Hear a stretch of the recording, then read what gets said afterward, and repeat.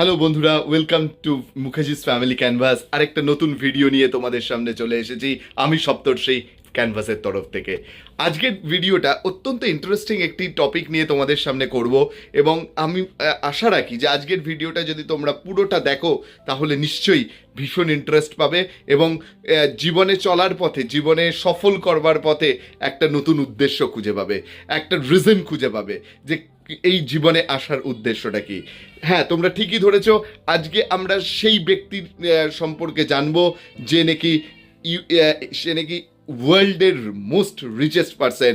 Yes, তোমরা ঠিকই ধরেছো, আজ আমরা কথা বলবো ইলিয়ন মাস্ককে নিয়ে। চলো জানা যাক ছোটবেলা থেকে ইলিয়ন মাস্ক কেমন ছিল এবং তার জীবনের অদ্ভুত অদ্ভুত কাহিনীগুলো কিরকম ছিল এবং কিভাবে আজ সে মাল্টি মিলিয়নিয়ার হয়ে উঠেছে এবং বিশ্বের সবচেয়ে বড় ধনী ব্যক্তি হয়ে উঠেছে। আর যদি তোমাদের এই ভিডিওটা ভালো লাগে, যদি তোমরা এই ভিডিওটা থেকে কিছুটা পরিমাণ জিনিসও শিখতে পারো এবং তোমাদের জীবনের চলার পথে তোমরা এই কিছু জিনিস যদি করতে পারো, ইউজ করতে পারো, তাহলে অবশ্যই একটা লাইক, একটা সাবস্ক্রাইব আর একটা কমেন্ট করবে। তো প্রথম চলো জানা যাক ইলিয়ন মাস্কের ছোটবেলাটা কেমন ছিল। ভীষণ important, morning shows the day আমরা অলওয়েজ বলে থাকি। তো ইলিয়ন মাস্ক আফ্রিকার একটি দূর দেশে জন্মেছিল এবং তার মা ছিল মডেল এবং তার বাবা ছিল একজন মাইনের মালিক, একটা বড় মাইন কোম্পানির মালিক ছিল তার বাবা। 8 বছর বয়সে তার মা বাবা দুজনে আলাদা হয়ে যায় এবং ইলিয়ন মাস্ক তার বাবার সাথে থাকতে শুরু করে। তারপরে সে কানাডায় শিফট করে এবং কানাডায় আসবার পরে সে খুব কোয়াইট ছিল, সে খুব একটা বেশি কথা বলতো না এবং যেহেতু সে খুব কথা বলতো না তাই স্কুলে তাকে অন্য বাচ্চারা তার সাথে খুব একটা খেলাধুলা করতো না এবং তাকে সামটাইমস টর্চার করতো, মেন্টাল টর্চার করতো এবং শোনা যায় যে তাকে একবার সিঁড়ি থেকে ফেলেও দেওয়া হয়েছিল। তো সেগুলো অন্য ধরনের কথা এবং যত এই ধরনের ঘটনা ঘটেছে ইলিয়ন মাস্ক নিজেকে তত নিজের মধ্যে বড় করে তুলেছে।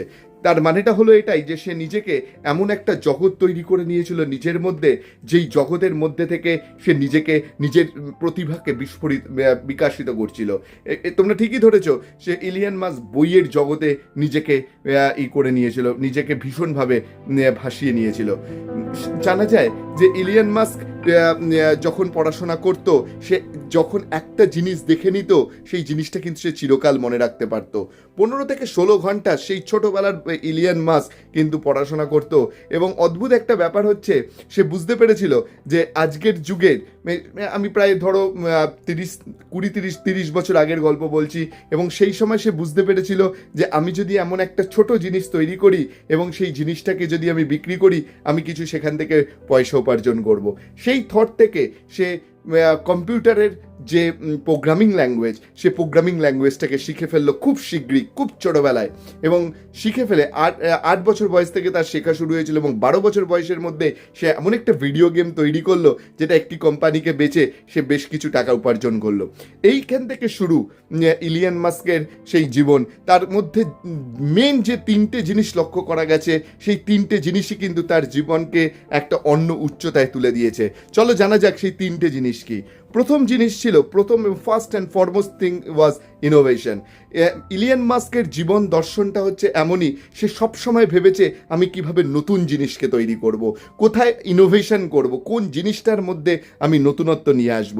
সেইখান থেকেই তার টেসলা, সেইখান থেকেই তার স্পেসএক্স এবং সেখান থেকেই তার পেপ্যাল এবং অন্যান্য কোম্পানিগুলোর জন্ম হয়েছিল। সেগুলো নিয়ে আমরা কিছুক্ষণের মধ্যেই কথা বলবো। কিন্তু জানা যাক ইনোভেশনের পরে কোন মাইন্ডসেটে ইলিয়ন মাস্ক নিজেকে অন্যদের থেকে অনেকটা আলাদা করে নিয়েছিল। সেকেন্ড যে জিনিসটা ছিল, সে সবসময় বিলিভ করতো আসল যে জিনিসটা লুকিয়ে রয়েছে, যে কোনো জিনিসের রহস্য যেখানে লুকিয়ে রয়েছে সেটা হচ্ছে বই। সেই জন্যে সে বই পড়াটাকে ভীষণ ইম্পর্টেন্ট বলে মনে করত এবং সেই বই, বিভিন্ন ধরনের বই, মানে যে জিনিসটাকে নিয়ে সে এগোতে চাইছে সেই জিনিসটাকে স্ট্রেস দেওয়ার জন্যে বা জানবার জন্যে সে সেই ধরনের সমস্ত রকম বই পড়াশোনা করে নিত এবং করে যে জ্ঞান অর্জনটা করতো সেই জ্ঞানটাকে সে এক্সপ্রেস করত তার বিভিন্ন কাজের মধ্যে দিয়ে। সে অলওয়েজ বিলিভ করতো যে স্কুলের পড়াশোনা বা কলেজের পড়াশোনা সবসময় কিন্তু বেস্ট আউটকাম দেয় না। তার পরিবর্তে যখন তুমি অ্যাকচুয়াল প্র্যাকটিক্যাল লাইনে থেকে তুমি জীবনে কাজ করছো, সেইটা অনেক বেশি এক্সপোজার দেয়, সেটা অনেক কিছু শেখায়, অনেক নতুনত্ব জিনিস শেখায়। So this is the second thing, say believe করতো যে বই পড়ো এবং তার সাথে প্র্যাকটিক্যাল ওয়ার্ক করো। এই সেকেন্ড থট ছিল এইরকমই। থার্ড যে জিনিসটা সেটার মধ্যে ছিল ইলিয়ন মাস্কে হচ্ছে বিজনেস মেন্টালিটি, যে how I can make profit, how I can make profit and I can use for my country, তো how I can do good for my human and bring something new. এবং সেইখান থেকেই তার সে বারংবার রকেটে 3 Times তার rocket উড়েছিল এবং চূড়ান্তভাবে failure হয়েছিল, কিন্তু 4th time he got a success. তো চল আমরা জানতে পারলাম যে ইলিয়ন মাস্কের জীবনের কোন 3টে বেস্ট থিং ইলিয়ন মাস্ককে অন্যদের তুলনায় আলাদা করে রেখেছিল। এছাড়া আমরা সবাই জানি ইলিয়ন মাস্ক খুব তাড়াতাড়ি ডিসিশন নিত, যে কোনো ভালো জিনিসের জন্য তার ডিসিশন নিতে খুব একটা টাইম লাগতো না। এছাড়া আরও হার্ডওয়ার্ক এবং অন্যান্য জিনিসগুলো তো রয়েছেই, কিন্তু কি 3 থিংস হচ্ছে motivation, read the book, and third thing হচ্ছে যে আমি কিভাবে অন্যদের থেকে আলাদা করবার জন্যে আমি কিভাবে নতুন নতুন জিনিসগুলোকে নিয়ে আমি তোমাদের সামনে নতুন জিনিস নিয়ে আসবো এবং বিজনেস মেন্টালিটি নিয়ে ভাববো। তো চলো জানা যাক যে কিছু কিছু ইম্পর্টেন্ট স্টোরি যেগুলো ইলিয়ন মাস্ক আজকে আমাদের সামনে নিয়ে এসেছে এবং আগামী দিনেও নিয়ে আসবে। তোমরা সবাই জানো আজ আমেরিকার ট্রাম্পের যে ইলেকশনে জিতবার পিছনে ইলিয়ন মাস্ক কিন্তু ওয়ান অফ দ্য সাপোর্টার ছিল, এবং ট্রাম্পের যে নতুন মন্ত্রিসভাটা তৈরি হয়েছে সেখানে Elon Musk will be playing a very important এবং ভাইটাল রোল। তো চলো জানা যাক যে ইলিয়ন মাস্ক মানুষটা কিরকম এবং সে কী ভাবে আমাদের জন্যে অক্লান্তভাবে কাজ করে চলেছে। তো প্রথম যে জিনিসটা নিয়ে আলোচনা করব, যেটা তোমরা সবাই জানো, আমাদের ইন্ডিয়াতেও এই জিনিসটা আসবে, ইউকেতে তো রয়েছেই এবং আমেরিকাতেও রয়েছে, সেটা হচ্ছে টেসলা। টেসলা একটা সময় 2001-এ শুরু হয়েছিল এবং টেসলা একটা সময় কিন্তু বেশ ক্ষতির সম্মুখীন হয়েছিল, মানে অনেকটাই প্রবলেমেটিক ছিল। সেই সময় BMW, মার্সিডিজ তারা কিন্তু ভীষণভাবে পুরো ইউরোপের মার্কেট, পুরো আমেরিকার মার্কেটকে দখল করে রেখেছিল। টেসলা কি করেছিল, ইলিয়ন মাস্ক বিলিভ করতো যে if you want to achieve something there will be always competition, but sometimes you need collaboration. So টেসলার যে ইভি ব্যাটারি, সেই ইভি ব্যাটারির যে পেটেন্ট, সেটা কিন্তু BMW এবং অন্যান্য কম্পিটিটিভ কোম্পানিকে টেসলা বিক্রি করে দিয়েছিল। সেই যখন সেই ইভি কোম্পানির ব্যাটারিগুলোকে নিয়ে অন্যান্য কোম্পানিগুলো তারা কাজ শুরু করে, তারা মনে করে যে তাদেরকে ইলেকট্রিক ব্যাটারি চার্জিংয়ের যে পয়েন্ট, সেই পয়েন্টগুলো তৈরি করতে হবে। তো এবং সেই অনুযায়ী টেসলার যে পেটেন্ট সেটা নিল এবং সেই পেটেন্টটাকে নিয়ে তারা কি করলো, বিভিন্ন জায়গায়, ইউরোপের বিভিন্ন জায়গায় তারা চার্জিং পয়েন্ট বানানো শুরু করলো। তাহলে তখন কিন্তু টেসলার ভীষণ খারাপ অবস্থা। আমি 2014-এর কথা বলছি, 2014 কিন্তু টেসলার ভীষণ খারাপ অবস্থা এবং সবাই মনে করলো যে ইলিয়ন মাস্ক বোধহয় পাগল হয়ে গেছে এবং সে সমস্ত পেটেন্ট বিক্রি করে দিচ্ছে, হয়তো টেসলা বন্ধ হয়ে যাবে। কিন্তু 2015-এ টেসলা কিন্তু নতুনভাবে ফিরে আসে। যখন তারা ফিরে এলো তখন কি হলো, যখন তারা ফিরে এলো সেই সময় কি হলো, সমস্ত কোম্পানিগুলো কিন্তু ইলেকট্রিক চার্জিং মেশিনটাকে বানিয়ে দিয়েছে টেসলার পেটেন্ট নিয়ে। তার মানে টেসলার যে পেটেন্টটা রয়েছে সেই পেটেন্ট অনুযায়ী সমস্ত চার্জিং পোর্টগুলো কিন্তু তৈরি হয়ে গেছে। এইবার কিন্তু তার ইলিয়ন মাস্কের আসল রহস্যটা বেরিয়ে এলো। 2013-এ সে একটা কোম্পানি, ব্যাটারি তৈরির একটা কোম্পানি খুলেছিল এবং সেই কোম্পানির নাম ছিল গিগালিঙ্ক। সেই গিগালিঙ্ক থেকে যে ব্যাটারিগুলো বেরিয়ে এলো, সেই ব্যাটারির কস্ট কিন্তু টেসলার জন্য ভীষণ কম পড়লো। তো বলা হচ্ছে যে টেসলার একটা স্ট্যান্ডার্ড ব্যাটারির দাম যেখানে 1048 কিলোওয়াট দাঁড়াচ্ছে, সেখানে BMWর কস্ট দাঁড়াচ্ছে 2087 কিলোওয়াট, রাইট? তো দেখা যাচ্ছে যে এই যে ভারসাম্যর জন্যে টেসলা কিন্তু 2015 থেকে আবার প্রফিটে চলে আসতে শুরু করলো এবং প্রচুর পরিমাণে প্রফিট করলো। ইলিয়ন মাস্ক দুটো জিনিস কিন্তু এই ঘটনার মাধ্যমে অ্যাচিভ করলো। একটা হচ্ছে অন্য কোম্পানিগুলো টেসলার পেটেন্টটাকে ইউজ করে ইভি চার্জিং পোর্টগুলোকে বানিয়ে ফেললো, যেটা অলরেডি স্ট্যান্ডার্ডাইজড হয়ে গেল টেসলার জন্য, বিকজ সেটা তো ওদেরই পেটেন্ট, এবং ইভি চার্জিং পোর্টগুলো সব কম্প্যাটেবল হয়ে গেল টেসলার জন্য। এবং সেকেন্ড যে জিনিসটা সেটা হচ্ছে যে গিগালিং থেকে যে ব্যাটারিগুলো আগে যে কোম্পানিটা আগেই সে তৈরি করে রেখেছিল, সেখান থেকে অত্যন্ত চিপ রেট করে সে কিন্তু বাজারে ব্যাটারিগুলোকে নিয়ে আসলো। অন্যদিকে অন্যান্য কোম্পানিগুলো BMW, মার্সিডিজ, তাদের ব্যাটারি কস্ট বেড়ে গেল, কারণ তারা কিন্তু টেসলার যেহেতু পেটেন্ট ইউজ করে ব্যাটারিগুলো ইউজ করলো, তো অন্য কোম্পানি থেকে যখন তারা ব্যাটারিগুলোকে নিয়ে আসা শুরু করলো তাদের কস্ট বেড়ে গেল। তো এইভাবে অন্য কোম্পানিগুলোকে ফাঁদে ফেলে তাদের সাথে কোলাবোরেশন স্ট্র্যাটেজি নিয়ে কিন্তু টেসলা অনেক এগিয়ে যায় 2015 থেকে। এবার চলে আসা যাক ইলিয়ন মাস্কের একটা অদ্ভুত স্বপ্নের কথা, যে স্বপ্নটা শুনলে তোমরা কিন্তু চমকে উঠবে। স্বপ্নটা হলো এটাই যে আমরা তো দেখেছি যে রকেট ওপরে ওঠে, রাইট?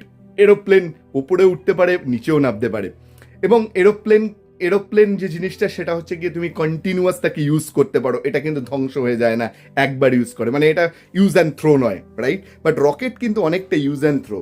ইলিয়ন মাস্কের মাথায় অনেক দিন আগে থেকে 2005 থেকে তার মাথায় চিন্তা করে যে আমি কি করে রকেটকে ইউজ অ্যান্ড থ্রোর পরিবর্তে আমি কন্টিনিউয়াস ইউজ করতে পারবো। তাহলে কন্টিনিউয়াস ইউজ করতে গেলে তোমায় কি করতে হবে?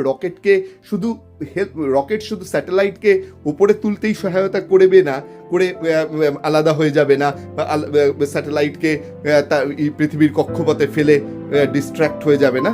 তার পরিবর্তে সে কি করবে? সে আবার পৃথিবীতে ফিরে আসবে, নেক্সট স্যাটেলাইটটাকে নিয়ে উপরে যাবে। এই চিন্তা ভাবনা থেকে ইলিয়ন মাস্ক শুরু করলো তার জার্নি স্পেসএক্স। তার নতুন কোম্পানির নাম দিল স্পেসএক্স।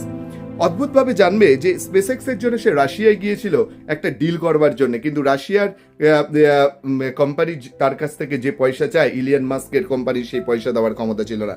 ইলিয়ন মাস্ক ফিরে আসে, আবার সে বেসিকে ফিরে যায়। Always remember basic 3 pillars which we told initially. সেই বেসিক 3 পিলারের মধ্যে বই পড়ো। তো সে রকেট সায়েন্স নিয়ে পড়াশোনা না করে থাকলেও ইলিয়ন মাস্ক কিন্তু রকেটের বিভিন্ন বই পড়া শুরু করলো। তোমরা জেনে আশ্চর্য হবে যে 2007 সালে তার প্রথম রকেট স্পেস এক্স থেকে উৎক্ষেপণ করা শুরু করে, কিন্তু খুব দুর্ভাগ্যজনকভাবে সেটা ফেলিওর করে। 2007 সালের পরে 2008, 2010 বিভিন্ন সময়ে ইলিয়ন মাস্ক রকেট উৎক্ষেপণ করেছে এবং মুখ থুবড়ে পড়েছে তার সেই প্রচেষ্টা। প্রচুর পয়সা নষ্ট হয়েছে এবং তার সাথে সাথে প্রচুর এফর্টও নষ্ট হয়েছে। কিন্তু ইলিয়ন মাস্ক থেমে থাকার লোক নয়, সে কিন্তু হেরে যাওয়ার লোক নয়, সে আম জনতার মতো আর 10টা মানুষের মতো নয়। সে Elon Musk, he is the iron man of today's world.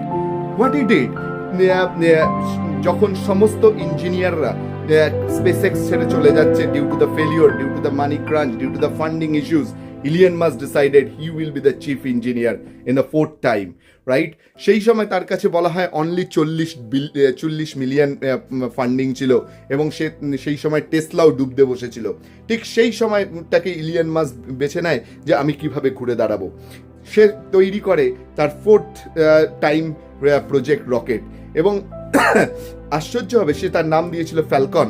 একই সময় ইউএস গভর্নমেন্ট ডিসাইড করেছিল তারা টাইটান বলে একটি রকেট লঞ্চ করবে, এবং একই সময় ইলিয়ন মাস্কের যে ফ্যালকন সেটা উৎক্ষেপণ হবে।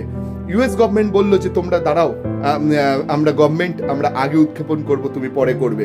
ইলিয়ন মাস্ক শোনবার পাত্র নয়, সে ইমিডিয়েটলি চলে গেল এমন একটা জায়গায় যেখান থেকে কুইকলি সে অ্যাপ্রুভালটা নিয়ে এলো, এবং অ্যাপ্রুভালটা নিয়ে এসে সে কিন্তু ইউএস গভর্নমেন্টের আগে সে কিন্তু তার স্পেসটাকে লঞ্চ করলো। এবং তোমরা জানলে আশ্চর্য হবে যে 4th টাইম তার কিন্তু রকেটটা দুর্দান্তভাবে ওপরে উঠলো, এবং সেই স্পেস লঞ্চে যে রকেটটা উঠেছিল সেটা কিন্তু সুন্দরভাবে মাটিতে কিন্তু আবার জলের মধ্যে কিন্তু আবার কিন্তু ল্যান্ডিং করেছিল। তো এরপর থেকে আর ইলিয়ন মাস্ককে পিছনে ফিরে তাকাতে হয়নি। স্পেসের ব্যাপারে নাসা তাকে প্রচুর মাল্টি মিলিয়ন প্রজেক্ট দেয় এবং ইলিয়ন মাস্কের স্পেস যে জার্নিটা বা স্পেস এক্স কোম্পানিটা কিন্তু আবার ঘুরে দাঁড়ায় এবং দুর্দান্তভাবে কাজ করা শুরু করে। আজকে তোমাদের দুটো গল্প বললাম, ইলিয়ন মাস্কের একটা রকেটের গল্প, আর একটা গল্প বললাম আরেকটা গল্প তোমাদেরকে জানালাম যে ইলিয়ন মাস্কের টেসলা কিভাবে অন্য কোম্পানিদের থেকে নিজেদেরকে ডিফারেন্সিয়েট করেছিল, কিভাবে আলাদা করে এগিয়ে নিয়ে গিয়েছিল। এই দুটো কাহিনীর পিছনে তোমাদেরকে আমার বলার লক্ষ্যটা এটাই যে always remember, think something different, idea generate করো, আইডিয়া জেনারেট করে কিছু নতুন কিছু করবার চেষ্টা করো, যে জিনিসগুলো রয়েছে সেখান থেকে এক্সপেরিয়েন্স নাও, নিয়ে নতুন কিছু করবার চেষ্টা করো। বন্ধুরা, বিলিভ করো তোমরাও প্রত্যেকের মধ্যে ইলিয়ন মাস্ক লুকিয়ে রয়েছে, শুধু যে জিনিসটা নেই সেটা হচ্ছে চিন্তা করবার ক্ষমতা, নতুন ইনোভেট করবার ইচ্ছা এবং নতুনভাবে এগিয়ে নিয়ে চলা। বন্ধুরা, দিস ইজ দ্য টাইম। তোমাদের প্রত্যেকটা মানুষের মধ্যে কিন্তু আইডিয়া লুকিয়ে আছে। সেই আইডিয়াটাকে চিন্তা করো এবং মোস্ট ইম্পর্টেন্টলি সেই আইডিয়াটাকে এক্সিকিউট করো। ফার্স্ট এক্সিকিউশনটা may be small scale, big, so always I tell big high, right? Big, always big, think big, right? Do small and then scale up. এইভাবে তোমরা জীবনের পথে এগিয়ে চলো এবং আগিয়ে নিয়ে যাও আমাদের দেশকে, আমাদের হিউম্যান রেসকে এবং আমাদের সবাইকে। তো মাথায় রেখো, আমাদের এই ভিডিওটা যদি আজ তোমাদেরকে কোনো একজন মানুষেরও যদি হেল্প হয়ে থাকে এবং জীবনে চলার পথে যদি এই ভিডিওটা তোমাদেরকে হেল্প করে, অবশ্যই আমরা ভীষণ আনন্দিত হব। আমরা এরকম আরও এক্সাম্পলস নিয়ে তোমাদের সামনে ফিরে আসব। ইলিয়ন মাস্ক, রতন টাটা এবং অন্যান্য যে সিইওরা সারা বিশ্ব জুড়ে কাঁপাচ্ছে, প্রত্যেকের গল্প তোমাদের সামনে নিয়ে আসবো এবং সেই গল্পগুলো বলবার উদ্দেশ্য একটাই, যেখান থেকে তোমরা এনার্জি নেবে, উদ্বুদ্ধ হবে এবং নতুন কিছু করবে। বন্ধুরা, আসো আমরা সবাই মিলে হাতে হাত রেখে নতুন কিছু করি, নতুন দেশের জন্ম দিই, নতুনভাবে কিছু জিনিস তৈরি করি, যেই জিনিসগুলো কিন্তু হিউম্যান রেসের জন্য কাজে লাগবে। শেষ করবার আগে দুটো নতুন টপিক বলে নিয়ে শেষ করছি। ইলিয়ন মাস্কের কারেন্ট যে প্রজেক্টগুলো চলছে তার মধ্যে একটি প্রজেক্ট কিন্তু চলছে যেখানে তোমার কাছে ফোনের সাথে স্পেকের কিন্তু একটা কানেক্টিভিটি থাকবে, যেখান থেকে ফোনে যদি কোনো ফোনের কোনো ভিডিও বা কিছু করতে আই কন্ট্যাক্ট ডিরেক্টলি হবে, তোমার নিউরনের সাথে একটা কানেক্টিভিটি করবার জন্য একটা চেষ্টা চলছে। এই বিষয়ে আরেকটা ভিডিও নিয়ে আমরা তোমাদের সামনে চলে আসবো খুব শীঘ্রই। এবং লাস্ট যে টপিকটা তোমাদেরকে বলবো সেটা হচ্ছে যে ইলিয়ন মাস্ক কিন্তু তৈরি করছে এমন একটা টানেল, যেই টানেলের মধ্যে দিয়ে যখন কোনো গাড়ি যাবে, সেই গাড়ি কিন্তু 700 মাইলস পার আওয়ারে যাবে, অত্যন্ত স্পিডে, সেই শব্দের গতিবেগের থেকেও জোরে সেই গাড়িটা যাবে। তো এই ধরনের আরেকটা ভিডিও নিয়েও আমরা তোমাদের সামনে চলে আসবো খুব শীঘ্রই। ততক্ষণ পর্যন্ত ভালো থেকো, সুস্থ থেকো এবং স্যালুট।